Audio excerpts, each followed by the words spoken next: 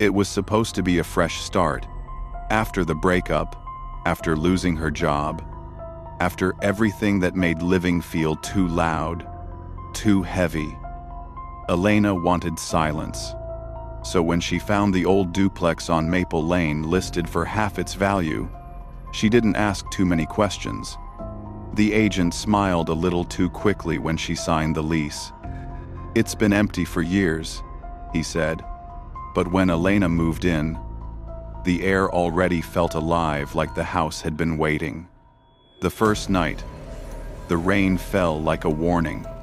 It beat against the roof in endless rhythm, tap, tap, tap. She told herself it was comforting, that every house made new sounds. She unpacked a few boxes, lit a candle, and dozed off on the couch. Then, somewhere around 2 a.m., she heard a slow, deliberate footsteps coming from upstairs. That didn't make sense. She hadn't even gone upstairs yet. The agent said the top floor had been sealed after a leak years ago. Still, the footsteps were clear. A drag of heel against wood, a creak, then silence. Elena held her breath, and then she heard a voice. A man's voice, low and muffled, like someone speaking from another room. Except, there was no one else there. In the morning, she told herself it was her imagination. Stress, new environment, lack of sleep. But curiosity, or maybe fear, pulled her up the stairs anyway. The air felt heavier there.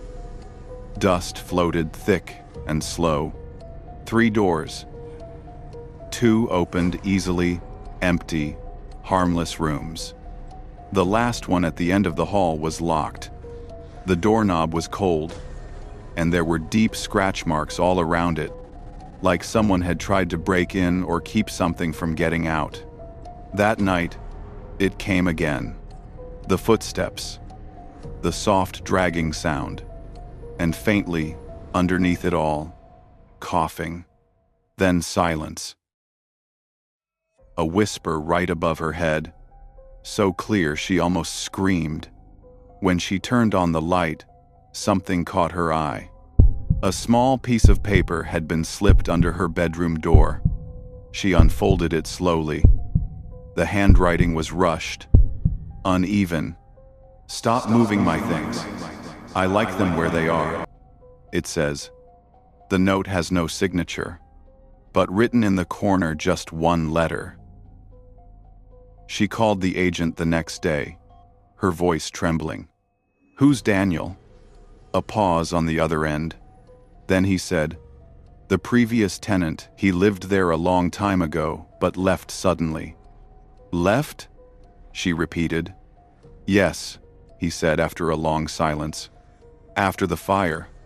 That night, Elena dreamed of smoke, thick and choking, curling around her face as a voice whispered, "Help me." She woke up gasping, but the smell of smoke wasn't in her head this time, it was real. The air downstairs reeked of burnt wood. She ran to the kitchen, nothing. Then she heard coughing again from upstairs behind the locked door. Her hands shook as she grabbed her phone, backing away slowly. The coughing stopped. Then came 3 knocks. Soft, precise on the inside of the door. The next day, she went to the local records office. "Daniel Holt," she said. "Maple Lane, number 14. The clerk typed, then frowned. "Yes, there was a fire about 10 years ago. 1 casualty listed Daniel Holt. Smoke inhalation, but..." He turned the screen slightly. "The body was never recovered." Elena felt her pulse slow, then quicken again. Never recovered? She drove home, but the house didn't feel like hers anymore. Every creak sounded like a step. Every reflection like a figure just out of sight. That night, she decided to face it. She found an old hammer in the shed, went upstairs, and smashed the lock open. The door swung slowly. The air inside was stale, almost suffocating. Ash stains streaked the walls, and on the far side, nailed to the wall, was a single old photograph. It was the house, taken years ago, but at the upstairs window, someone stood looking out. Her breath caught. It was her. Same hair, same eyes, same clothes she wore that day. She dropped the hammer, her chest tightening, and then she heard it right behind her ear. "You shouldn't have come back." The flame from her candle flickered and went out. By morning, the neighbors saw smoke rising from number 14 again. They didn't call anyone. They'd seen it before. A week later, the listing went live again. Spacious, 3-bedroom duplex, quiet street, very affordable. Bright photos, fresh paint. Except if you zoomed in on the upstairs window, you could see her face pale and still watching. The visitor who never left.